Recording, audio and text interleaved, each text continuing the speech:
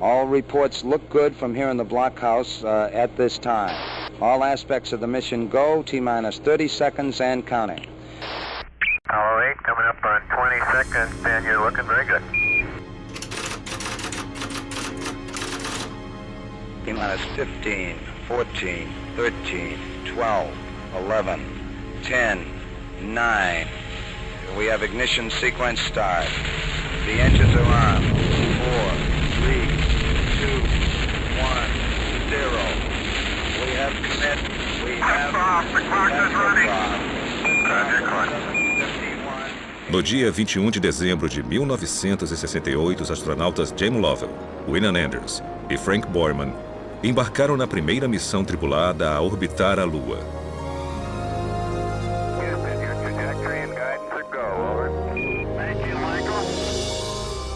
3 dias e quase 400 mil quilômetros depois, a tripulação do Apollo 8 se aproximou do destino.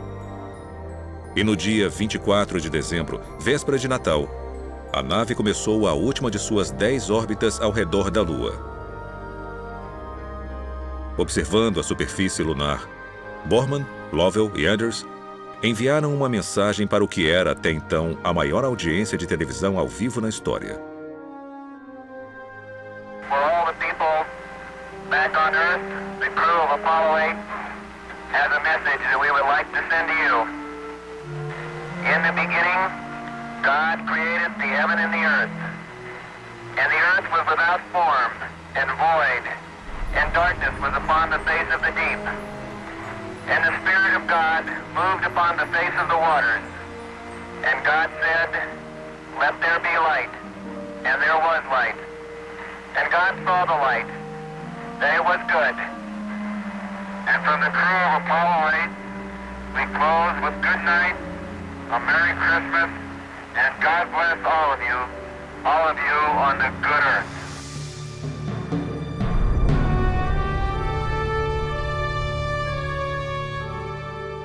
Logo após o seu retorno à Terra, perguntaram ao comandante da missão, Frank Borman, por que os astronautas escolheram ler a mensagem de Gênesis.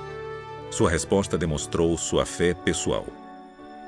Nós queríamos transmitir a nossa sensação de proximidade ao Criador de todas as coisas.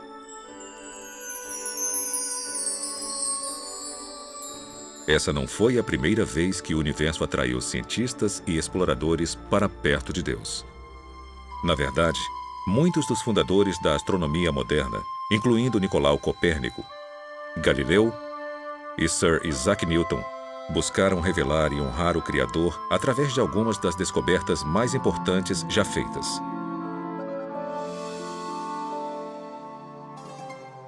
Essa motivação também inspirou Johannes Kepler, o matemático alemão que foi o primeiro a calcular o movimento planetário. No início do século XVII, ele escreveu que a ciência é o processo de pensar os pensamentos de Deus após ele. E o meu maior desejo é perceber o Deus que encontro em todos os lugares do mundo externo. Eu já tive a intenção de me tornar um teólogo. Mas agora vejo como Deus é através de minhas descobertas, também glorificado na astronomia, pois os céus declaram a glória de Deus.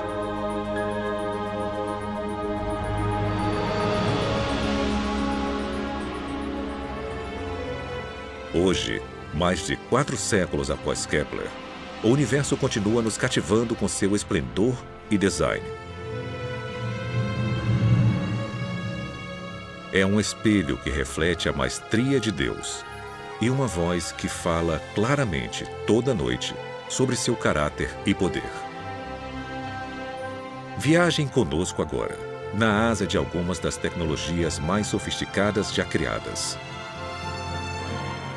E conforme percorremos distâncias inconcebíveis para observar vistas inesquecíveis, vamos sentir as verdadeiras maravilhas das mãos do Criador e as glórias de seu coração.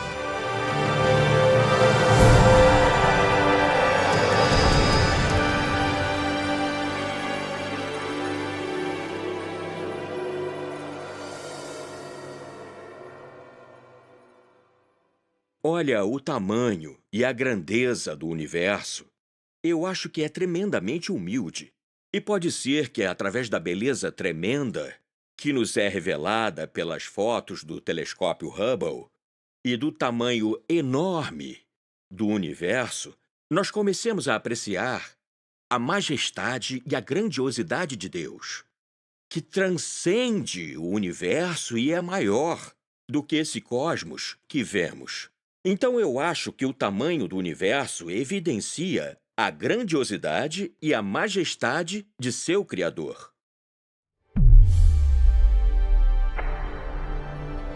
Já parou para pensar sobre a imensidade de Deus?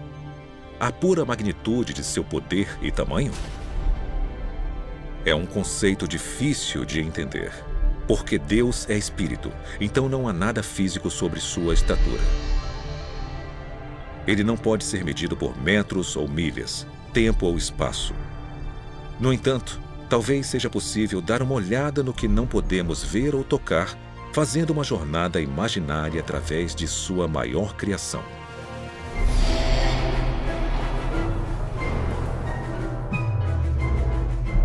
Esta nave vai nos transportar até o limite do universo observável, uma distância estimada de 430 bilhões de trilhões de quilômetros. Vamos viajar na velocidade da luz, mais de 290 mil quilômetros por segundo. A essa velocidade, poderíamos fazer no mínimo 600 órbitas completas ao redor da Terra, em menos tempo do que demoramos para comer uma pequena tigela de pipocas.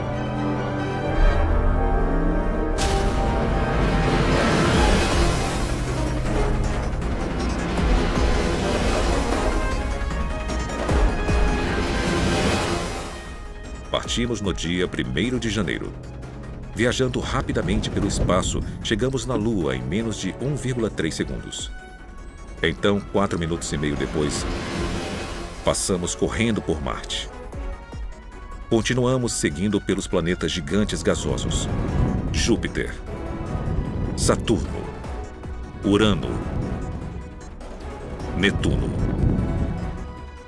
E 5 horas e 20 minutos após sairmos da Terra, chegamos no planeta anão Plutão. Agora vamos ajustar o trajeto para um ângulo quase perpendicular às órbitas planetárias.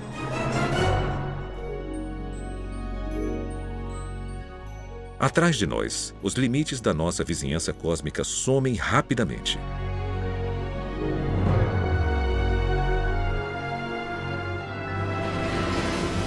Entramos no espaço interestelar, o grande vazio entre o nosso sistema solar e a estrela mais próxima.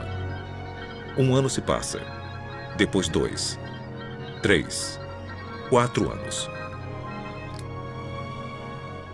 Finalmente, no dia 19 de abril do 5º ano desde a nossa partida da Terra, somos momentaneamente cegados pela luz do sistema Alpha Centauri. 3 estrelas unidas pela gravidade. Elas são as estrelas mais próximas ao nosso Sol. Nós viajamos aproximadamente 41 trilhões de quilômetros, mas estamos só começando.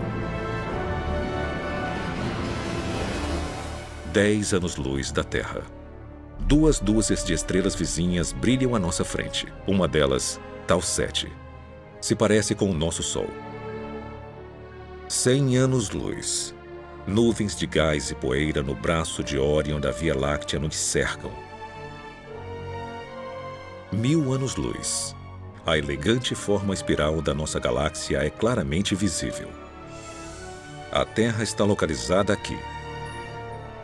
A Via Láctea faz parte de uma comunidade de no mínimo 40 galáxias, unidas pela gravidade, para formar o que é conhecido como o Grupo Local. Pelo resto da jornada, cada ponto de luz que vemos não é mais uma estrela individual, mas uma galáxia inteira, cheia de bilhões de estrelas.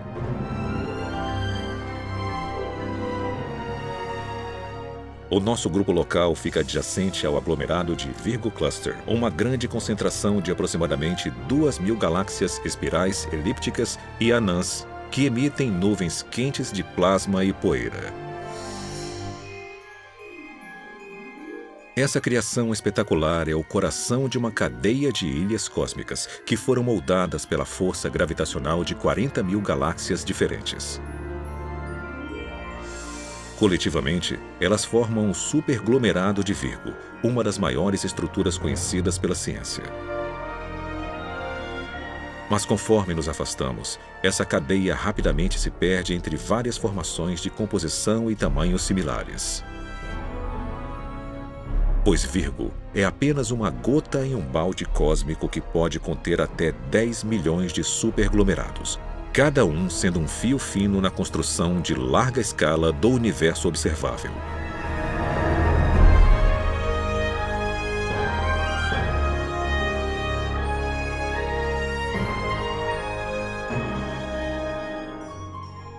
A nossa jornada nos transportou para 45 bilhões de anos-luz além da Terra, aos limites externos da descoberta científica.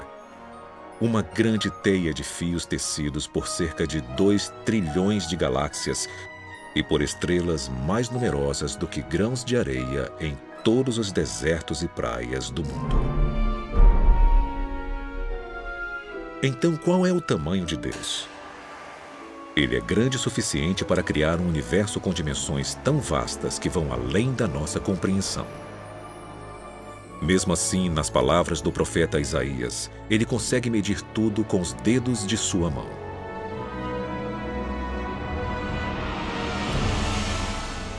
A magnitude do poder e do tamanho de Deus nunca poderá ser calculada pela matemática ou pela física, pois ele é onipotente, eterno e infinito.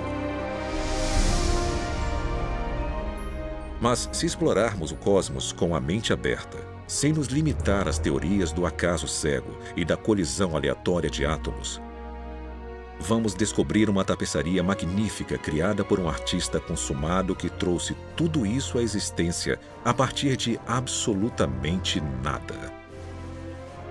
Depois revelou vislumbres de sua identidade através da grandeza e do design de tudo o que fez. E qualquer um que já tenha olhado para um céu estrelado, as evidências da estatura e do caráter de Deus brilham mais forte do que a luz de 1000 estrelas.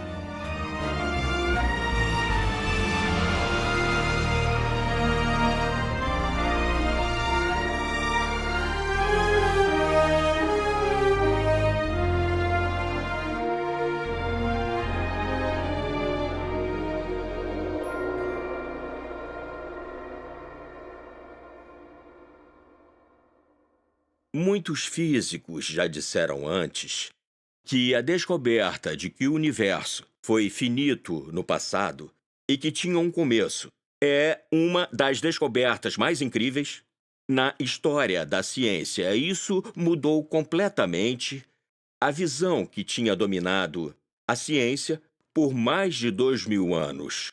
Isso foi escrito em Gênesis, capítulo 1, versículo 1. No princípio, foi Deus quem criou o céu e a terra. E uma das descobertas mais incríveis do século XX da cosmologia foi a confirmação sobre a antiga previsão judaica a respeito do início do universo.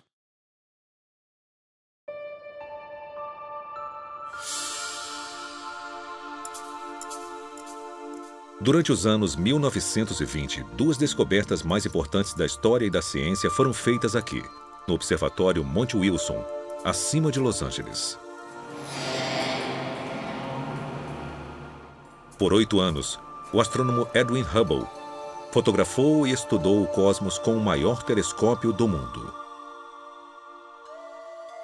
Em 1923, Hubble confirmou que formações misteriosas chamadas de nebulosas, que todos acreditavam ser nuvens enormes de gás, estrelas e poeira na Via Láctea, na verdade eram galáxias individuais localizadas muito além da nossa.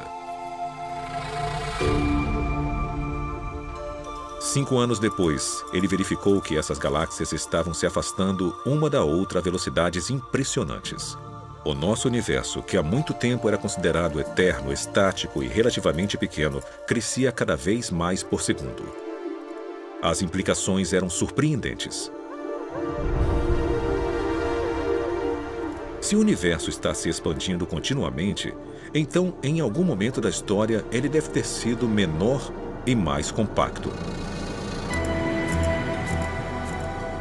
Se revertermos o movimento para fora das galáxias e voltarmos no tempo, elas se aproximam cada vez mais. E chegamos a um ponto no qual elas são basicamente infinitas em densidade e temperatura, e não é possível ir além disso. Então tem um começo, tem um momento no qual tudo começou. E isso é impressionante porque tem uma grande evidência teológica nisso. E isso me intrigou porque eu sou agnóstico. E se teve um começo, um momento de criação do universo, então teve um Criador. E a ideia do Criador não é compatível com o agnosticismo. E assim como eu não posso acreditar que teve um Criador, não posso acreditar que tudo aconteceu por acaso, o que implica na existência de um Criador. Então, sabe, eu estou em um impasse, completamente impossível. E continuei nele. A incerteza de Robert Jastrow foi alimentada por várias descobertas que apontaram que o universo foi criado a partir do nada e era governado por leis de física e química primorosamente calibradas para garantir uma vida complexa. A vida é tão extraordinária, principalmente a vida mais avançada, a vida inteligente. Seres conscientes são um fenômeno. De novo, eu acho qualitativamente difícil de acreditar que isso aconteceu por acaso. Por exemplo, pensa no seu cérebro. Mais de 1 quilo de massa. Ele contém 1 milhão de trilhão de sinapses, pelo que eu me lembro. Circuitos se abrindo e se fechando o tempo todo. É muito mais complicado do que a inteligência artificial mais avançada. E eu acho difícil de acreditar que tudo isso é questão de átomos e moléculas. Então eu tento encaixar no meu conceito de mundo a ideia de que há uma força maior de algum tipo que pode ser chamada de Deus ou de como você quiser. Mas eu não posso aceitar isso. Eu sou o que chamam de materialista na filosofia. Isso não significa que eu gosto de carros grandes. Os meus alunos sempre pensavam isso. Acredito que o mundo é feito inteiramente de substâncias materiais. E quando você especifica essas substâncias, átomos e moléculas, e as leis pelas quais são comandadas, você já fez tudo, não tem mais nada para ser dito ou inserido no seu modelo de universo. E é isso que a minha ciência me diz. E bem, eu fui um cientista a minha vida inteira. Mas isso não me satisfaz. Na verdade, me deixa inquieto. Parece que falta alguma coisa. Mas eu não vou descobrir que coisa é essa durante a minha vida. Robert Jastrow morreu em 2008. Sendo fundador do Instituto Espacial Goddard da NASA e o diretor do Observatório Monte Wilson, ele ajudou a popularizar a astronomia ao redor do mundo. Em seu livro best-seller Deus e os Astrônomos, Jastrow descreveu o conflito filosófico entre o materialismo científico e as provas de um universo que teve um começo. Em vez de desmentir a existência de Deus, os astrônomos podem estar encontrando mais provas circunstanciais de que Deus existe, de que o universo começou repentinamente em um ato de criação. Para o cientista, que viveu com a sua fé no poder da razão, a história termina como um pesadelo. Ele escalou as montanhas da ignorância, está prestes a conquistar o pico mais alto, e conforme sobe a última rocha, é recebido por um grupo de teólogos que está lá há séculos.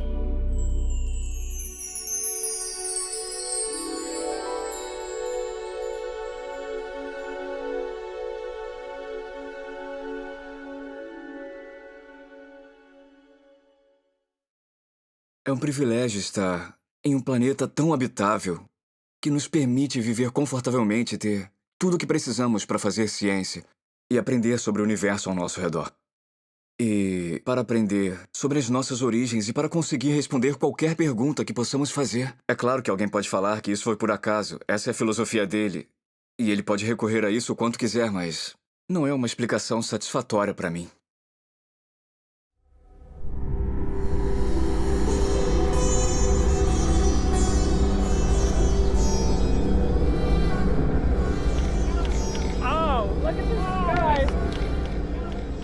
Isso começou com uma experiência em 1995. Eu fui observar o eclipse total do Sol na Índia. Foi meu primeiro eclipse total do Sol, foi um evento espetacular. Foi uma experiência emocionante.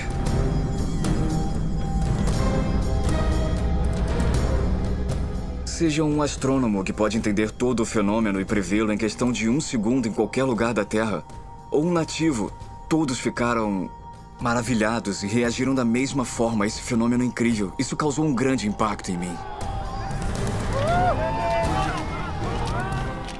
Por 51 segundos inesquecíveis, Guilhermo Gonçalves e milhares de pessoas viram maravilhados esse raro evento astronômico. Gonçalves depois refletiu sobre a beleza misteriosa que havia testemunhado no céu do norte da Índia e sobre os fatores que o tornaram possível.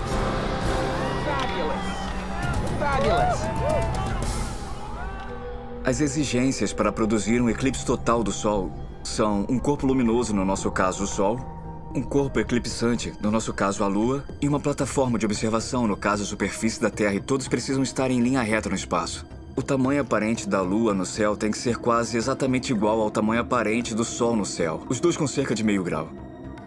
O Sol é 400 vezes maior que a Lua, mas está a uma distância 400 vezes maior, então tem essa coincidência que as pessoas reparam há séculos, mas dizem, é uma coincidência e deixam pra lá. O melhor lugar em todo o sistema solar para ver eclipses solares é a superfície da Terra. Eu cheguei a calcular as circunstâncias para eclipses de todos os outros planetas e de todas as luas. Cerca de 65 as maiores luas. E é uma coincidência incrível. O único lugar que tem observadores é o lugar com os melhores eclipses. Conforme Gonçalves examinava esse alinhamento raro do Sol, da Lua e da Terra, ele reconheceu a importância desses corpos celestiais para a existência de vida complexa no nosso planeta. A força gravitacional causada pela nossa Lua, por exemplo, é forte o suficiente para regular o clima da Terra, estabelecendo sua inclinação e ajudando a circular as águas geladas e quentes dos seus oceanos. E a distância do nosso planeta para o Sol possibilita a existência de água líquida e uma atmosfera rica em oxigênio. Precisa ter a distância certa do planeta do observador até a estrela hospedeira. E precisa ter uma Lua bem grande. Então tem uma grande sobreposição entre os requisitos para produzir eclipses e os requisitos para ter um planeta capaz de suportar a vida. Responda, e se as coisas que tornam o planeta habitável também fazem com que esse planeta seja o melhor lugar para se fazer descobertas científicas? A natureza do nosso planeta, a natureza de sua atmosfera, a sua localização no sistema solar, o tipo de sistema solar onde ele está, até mesmo o tipo de estrela que nos cerca e a nossa localização na galáxia são ideais para se fazer uma grande variedade de descobertas científicas. E por acaso essas também são as condições mais importantes de um planeta habitável. Um planeta propício para seres como nós e sem o qual não poderíamos sobreviver. Eu acho que esse é o tipo de padrão que sugere para as pessoas uma conspiração e não uma coincidência. Na luz tênue de um eclipse solar, Gonçalves e Richards reconheceram uma ligação fascinante entre os fatores necessários para a vida complexa e a observação científica. Geralmente nos falam, principalmente no século XX, que o universo não pensa em nós. Ou seja, que nós existimos em um universo muito grande e que o universo não foi criado para seres como nós. Nós somos simplesmente uma vida que por acaso surgiu num pequeno planeta que cerca uma estrela minúscula e insignificante numa galáxia normal dentro de um grande universo que não foi planejado. O nosso argumento sugere uma ideia completamente diferente. Sugere que o universo foi planejado, que o universo existe por um propósito. E esse propósito não é simplesmente para que seres como nós existam, para que possamos nos ampliar além do nosso lar pequeno e paroquial, para ver o universo como um todo, para descobrir o universo e, na verdade, talvez para considerar se esse universo aponta para algo além de si mesmo. Tem um certo aspecto sobre o universo que não pode ser simplesmente explicado através de forças impessoais da natureza, de átomos que colidiram com átomos. Então, temos que buscar algo além do universo para tentar explicar isso. Porque o universo existe de forma que os lugares mais habitáveis também oferece as melhores oportunidades para descobertas científicas.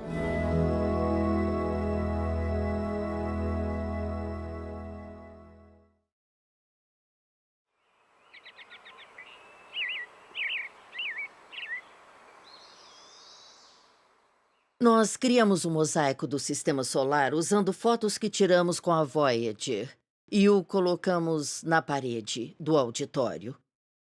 E tinha uma corda de veludo na frente dele, mas as pessoas sempre se aproximavam e queriam tocar a Terra. Elas apontavam e falavam: "Estamos aqui, você está aqui, é aqui que estamos." E tocavam. E não importava quantas placas de não toquem colocávamos, as pessoas sempre queriam se aproximar e tocar a Terra. Então, como resultado, bem, eu não sei quantas vezes aquela foto foi substituída, mas ela sempre ficava com furo e aquela foto, em especial, precisava ser trocada.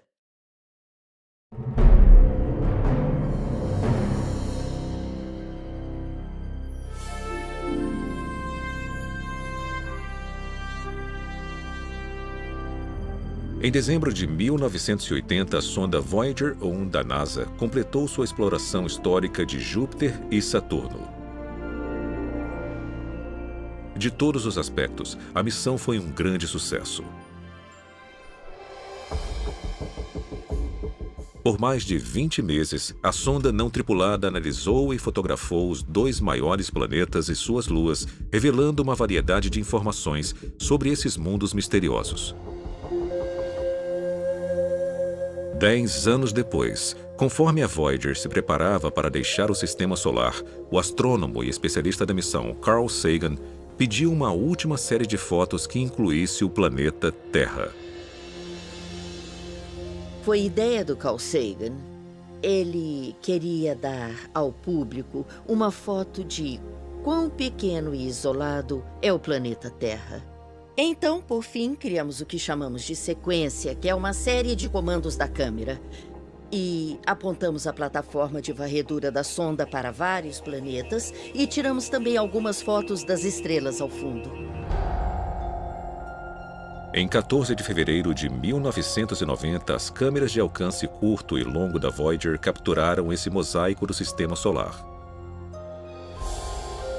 Uma das imagens era uma vista da Terra envolvida por um raio de luz. O nosso planeta, 5,95 bilhões de quilômetros de distância. É só um pequeno pixel brilhante. Não dá para ver os continentes ou oceanos.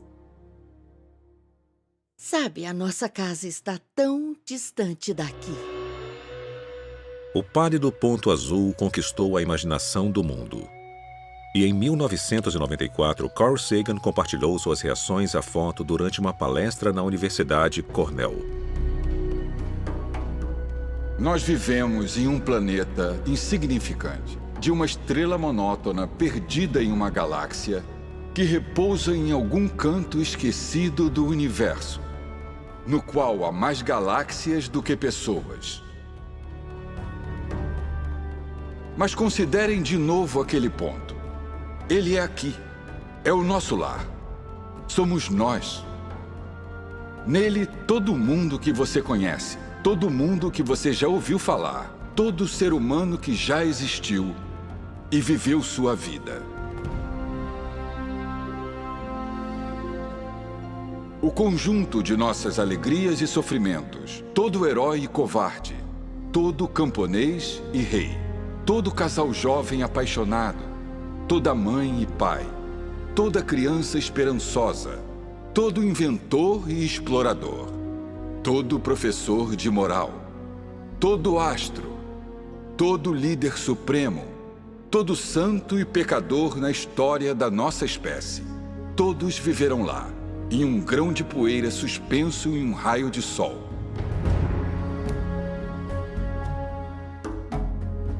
A Terra é um palco muito pequeno em uma grande arena cósmica. Nossas posturas, nossa suposta importância, a ilusão que temos de uma posição privilegiada no universo, são desafiados por esse ponto de luz pálida.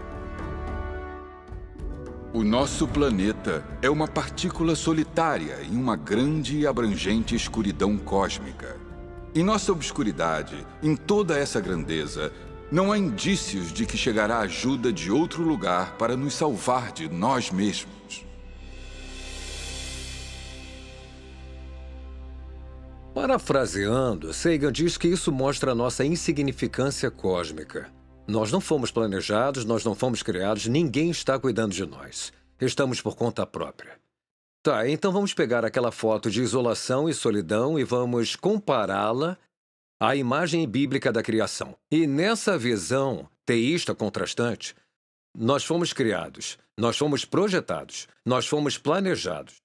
Não estamos sozinhos. Essas duas visões da realidade vão levá-lo em direções bem diferentes. 3.000 anos antes de Carl Sagan ponderar sobre a significância dos planetas e das pessoas, Davi, o rei pastor de Israel, observou o céu noturno e achou respostas próprias. Elas estão registradas nos Salmos do Antigo Testamento. Ó Senhor, a tua glória é maior do que a dos céus. Quando vejo o céu noturno e vejo as obras dos teus dedos, a lua e as estrelas que tu preparaste, o que são meros mortais para que te lembres deles? Seres humanos para que cuides deles? Mesmo assim, pouco menor os fizestes do que os anjos e os coroastes com glória e honra. Tu examinastes o meu coração e sabes tudo sobre mim. Sabes quando me sento ou quando me levanto. Sabes os meus pensamentos, mesmo quando estou distante. Sabes o que vou falar antes mesmo que eu o fale. Tu andas na minha frente e me segues. Colocas tua mão de bênção em minha cabeça. Tal conhecimento é muito maravilhoso para mim, muito grandioso para que eu possa entender. Tu criaste o meu ser mais íntimo, moldaste-me no útero de minha mãe. Observaste-me conforme eu me formava em total reclusão, conforme era moldado na escuridão. Os teus olhos viram o meu corpo não formado. Todos os dias ordenados para mim foram escritos em teu livro. Eu te louvo porque me fizeste de modo especial e admirável. Tuas obras são maravilhosas, disso tenho plena certeza. Então Davi abre o seu coração, porque no fundo ele tem a reação certa, que é: eu fui um ser criado. Sou um produto de uma mente que construiu a mim e tudo isso. E apesar do fato dele ter construído coisas tão grandes e mais vastas do que eu, ele se importa comigo. Ele se importa comigo. Eu acho que a percepção do Carl Sagan é tão diferente porque o universo do Carl Sagan tem... Bem, de certa forma, Deus se foi. E se o principal ator para Davi, o Deus de Abraão, Isaque e Jacó, saiu de cena, então quem é o responsável? Quem construiu? Quem construiu tudo? Se não foi uma mente, se não foi um intelecto, se não foi uma pessoa, um ser supremo e poderoso com o qual possamos ter uma relação, então tudo que sobra é a física. A física tem que comandar o show. E nós nos tornamos, em vez de uma criatura planejada e criada por um grande criador, nós nos tornamos um caso de sorte de uma longa teia de acidentes cósmicos. E, na verdade, isso é muito solitário.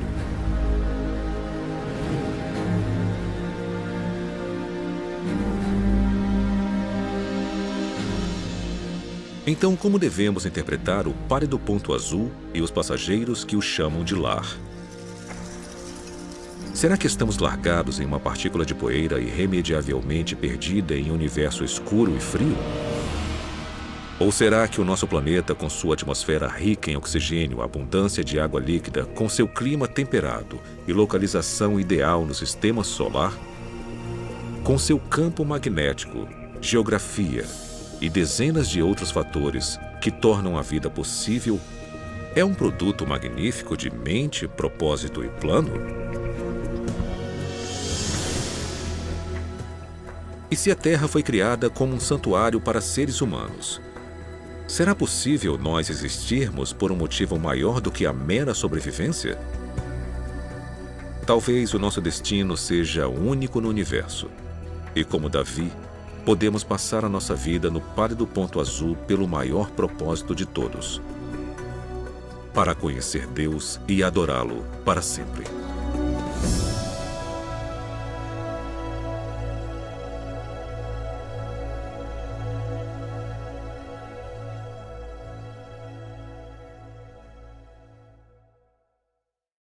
Deus, como nosso Criador, Ele tem uma infinidade de formas possíveis para se comunicar conosco.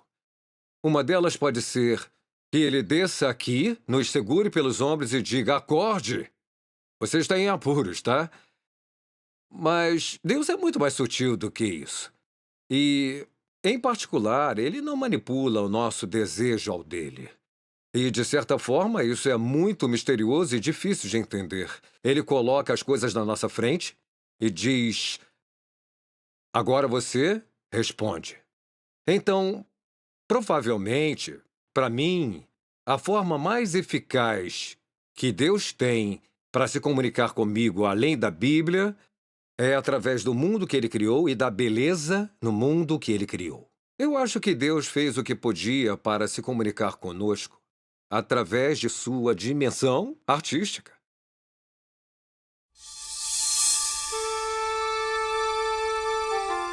Elas estão entre as 7 maiores maravilhas naturais do mundo.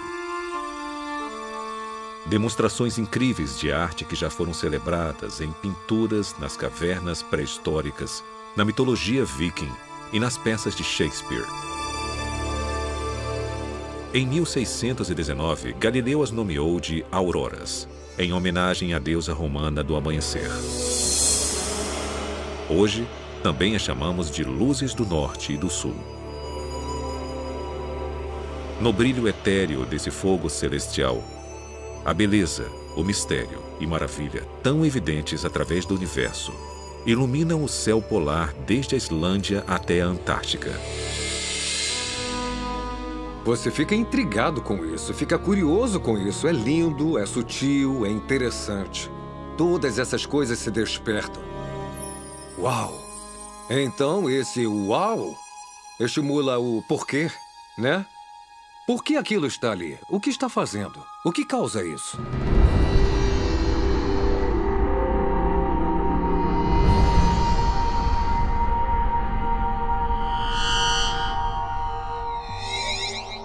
Toda aurora no nosso sistema solar é originada aqui, na superfície turbulenta de uma estrela de sequência principal G2, a 149 milhões de quilômetros da Terra. Periodicamente, picos de energia gerados dentro do núcleo do Sol causam grandes tempestades, que podem lançar bilhões de toneladas de um plasma altamente carregado. Grande parte dele vai em direção à Terra em um percurso de colisão. Nós somos banhados o tempo todo pela radiação do nosso vizinho grande e quente. E nós somos feitos em parte de moléculas delicadas como o DNA, que não gostam de ser atingidas pela radiação ionizante. Sem precauções, esse vento solar pode destruir rapidamente a nossa atmosfera, ferver os oceanos e devastar todas as formas de vida. Por sorte, somos protegidos dessas catástrofes por uma provisão impressionante. Debaixo da crosta e do manto do nosso planeta, uma camada de ferro, níquel e enxofre derretidos, com uma grossura de 2.400 quilômetros, flui constantemente ao redor de um núcleo de ferro sólido. Esse movimento produz um campo magnético que irradia do núcleo da Terra através dos polos, e milhares de quilômetros pelo espaço. Quando o plasma atinge esse campo, grande parte das partículas letais são desviadas antes de chegar à superfície da Terra. mas algumas são atraídas até as linhas do campo magnético e são canalizadas diretamente para os polos norte e sul. Cerca de 99% da nossa atmosfera é formada por átomos de nitrogênio e oxigênio. Esses componentes são eletricamente neutros. Assim que o plasma colide com um átomo, um elétron absorve a onda de energia e momentaneamente amplia sua órbita ao redor do núcleo. Então essa partícula supercarregada volta à posição e ao tamanho normais, liberando um único fóton, uma pequena onda de luz colorida. O processo é repetido pelo céu noturno.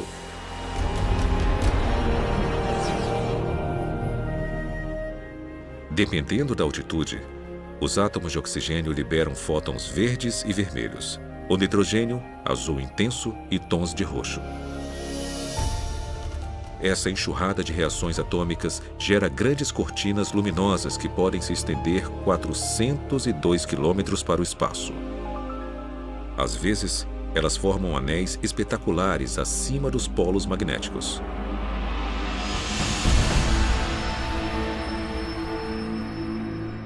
Ao orbitar a Terra na Estação Espacial Internacional, astronautas fotografaram as auroras e revelaram o seu esplendor misterioso, de formas nunca antes vistas. Essa beleza fala conosco eloquentemente sem dizer nenhuma palavra. Eu acho que a aurora por si só é um cartaz lindo e brilhante balançando. É uma mensagem e ela diz: este planeta não foi um acidente. E o fato de vocês estarem nele não é um acidente. Deus nos deu um mundo que, se nós dermos alguma chance, ele testemunha de forma fiel a Deus. E esse testemunho, essa voz que nós ouvimos da natureza, fica mais forte e mais bonita quanto mais você a conhece. A sabedoria de Deus realmente é infinita e Ele criou um mundo com tantos detalhes interessantes. Admiração, majestade, maravilha, beleza, funções biológicas, integridade planetária, o papel do planeta como um todo para manter a vida. Se colocarmos as peças na posição, vamos seguir esse mistério de pista a pista. E eu acho que o que acontece, certamente no meu caso, é que você percebe que a Terra não é um lugar onde a vida pode simplesmente prosperar por acaso. Foi criado para ser um lugar onde a vida pode prosperar. Este planeta foi construído para ser habitável.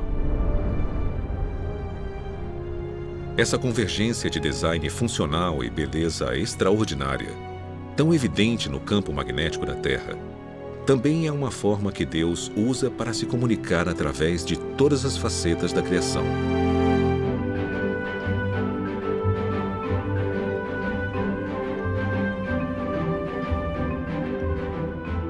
Primeiro, ele captura nossa atenção com artes de tirar o fôlego, pois o mundo natural é uma galeria cheia de obras de arte, cada uma com seu significado e revelação.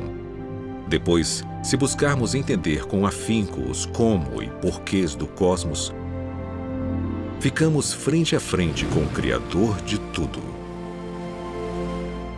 O artista e engenheiro eterno que criou as maravilhas físicas que enchem os nossos olhos, inspiram os nossos corações e garantem a nossa sobrevivência no terceiro planeta depois do Sol.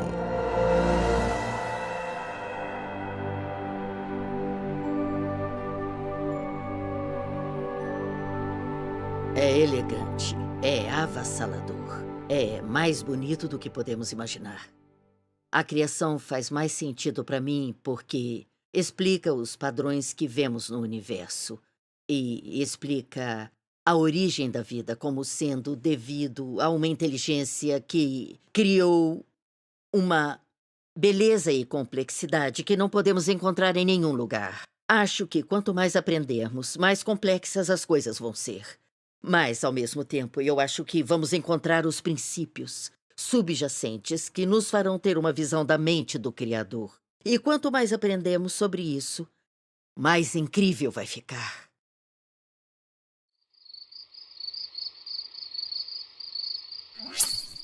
Aqui vai uma pergunta que pode literalmente deixá-lo acordado a noite toda. Quantas estrelas existem no universo? Em uma noite de céu limpo no deserto sem um telescópio, podemos ver cerca de 5.000 estrelas individuais. Todas elas estão localizadas na Via Láctea, uma galáxia espiral relativamente típica, com uma população estelar entre 100 bilhões e 400 bilhões de estrelas. E a Via Láctea é só um pontinho no universo observável, que possui uma quantidade estimada de 100 bilhões até talvez 2 trilhões de galáxias ao todo. Agora, vamos fazer as contas. Usando estimativas conservadoras, vamos multiplicar 100 bilhões de galáxias por 10 bilhões de estrelas por galáxia. O resultado é impressionante. 1 bilhão de trilhão de estrelas. E lembrem que é uma estimativa mínima.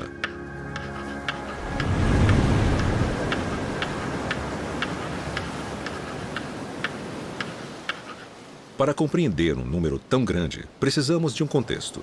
Então vamos tentar isso. Há aproximadamente 135 mil grãos em 16 metros cúbicos de areia e 235 milhões em 28 mil centímetros cúbicos. Mesmo que seja quase impossível determinar a medida exata, os geógrafos estimam que haja aproximadamente 320 mil quilômetros de costa e 15 milhões de quilômetros quadrados de areia de deserto na superfície do nosso planeta. Usando estimativas como essas, os pesquisadores da Universidade do Havaí calcularam que, em todos os desertos e praias do mundo, há cerca de 7,5 vezes 10 elevado a 18, ou mais de 7 bilhões de grãos de areia individuais. De novo, uma estimativa como essa é só uma suposição. Então, considerando a dificuldade de realmente contar areia, vamos aumentar o cálculo havaiano por um fator de 10. Com isso, você conseguiria construir muitos castelos, mas é apenas uma fração do número total de estrelas. Porque quando comparamos as estimativas de areia às estimativas de estrelas, o número de estrelas excede o número de grãos de areia por pelo menos de 10 a 1. Mas talvez essa não seja a parte mais incrível desta história. Porque um único grão de areia, com um diâmetro de 1 milímetro, contém aproximadamente 500 bilhões de átomos individuais. Há mais átomos em um grão do que a quantidade total de grãos de areia na Terra, ou de estrelas em 1 bilhão de galáxias como a Via Láctea.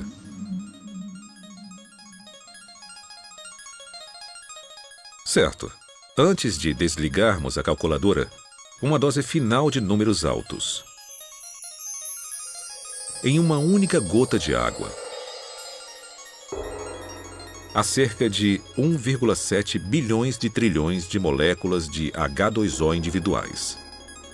Ou seja, em algumas gotas grandes, o número total de moléculas pode superar o número total de estrelas em todo o universo.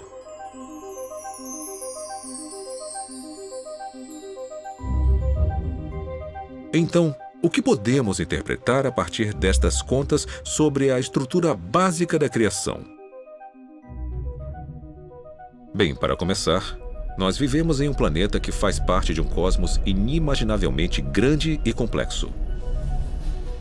E esse planeta está cheio de incontáveis universos atômicos e moleculares, inimaginavelmente pequenos, e às vezes até mais complexos.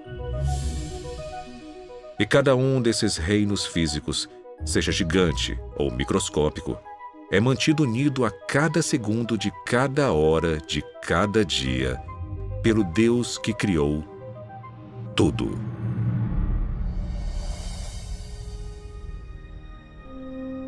Lembrem disso da próxima vez que forem procurar escaravelhos no deserto do Saara. ou quando forem acampar na América do Sul, sob o brilho surpreendente da Via Láctea. Ou quando estiverem no quintal, vendo o cachorro molhado lançar 10.000 universos líquidos em uma tarde de sol.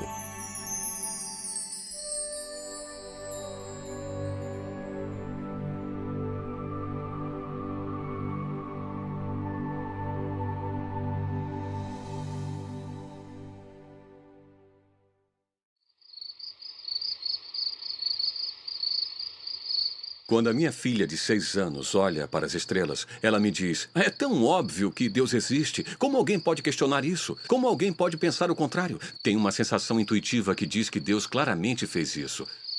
Nós fomos criados para poder ver Deus através da ordem criada. É um livro para ser lido. E ele aponta para além de si mesmo. Ele escolheu criar um universo com um cenário que está constantemente e continuamente em todos os momentos e lugares, dia após dia, noite após noite, testemunhando sobre sua existência. Essa é a ideia da revelação geral de Deus. É geral, é contínua. A criação de Deus, ela é ativa, ela declara a glória de Deus.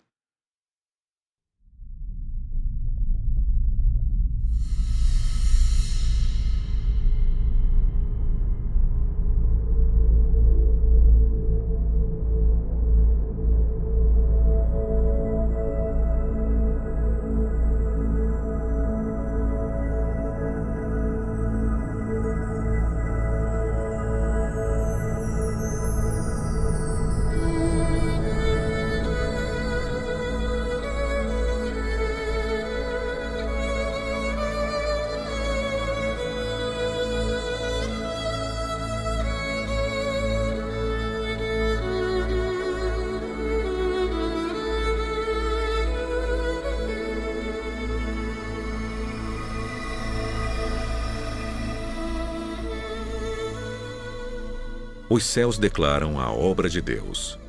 O firmamento proclama a obra de suas mãos.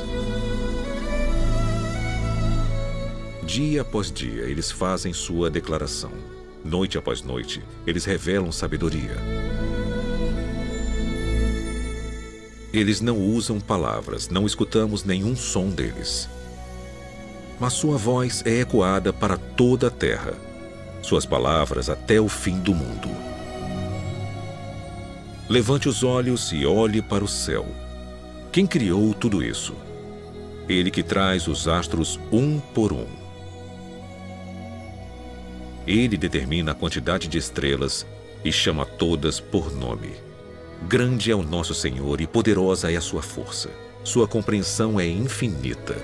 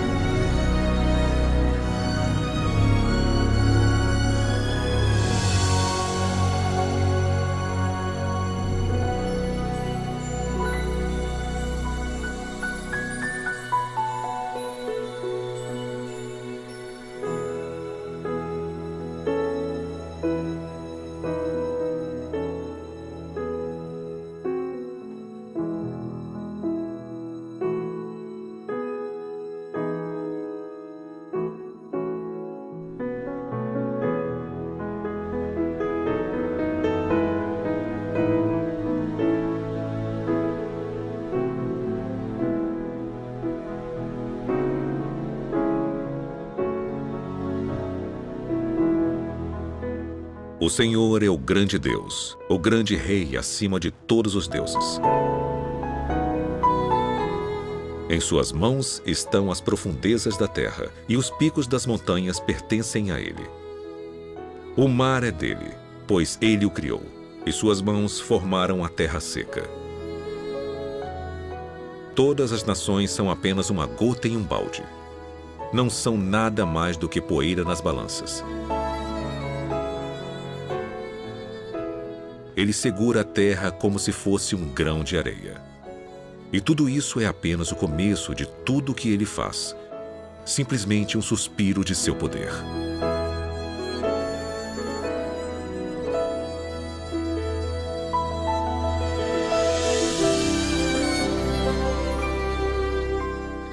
venha ver as obras de Deus, que é incrível em seus feitos. Ele espalha as luzes do norte em espaços vazios. Ele suspende a terra acima do nada. Ele marca o horizonte no rosto das águas, para haver um limite entre luz e escuridão.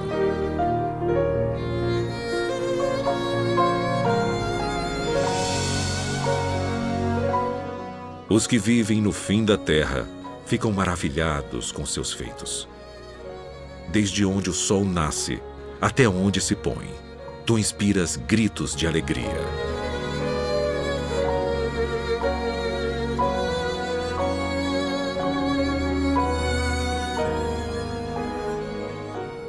Vou acordar o amanhecer com minha música. Vou louvá-lo entre as nações. Pois o seu amor inabalável é tão alto quanto o céu. Sua fé alcança as nuvens.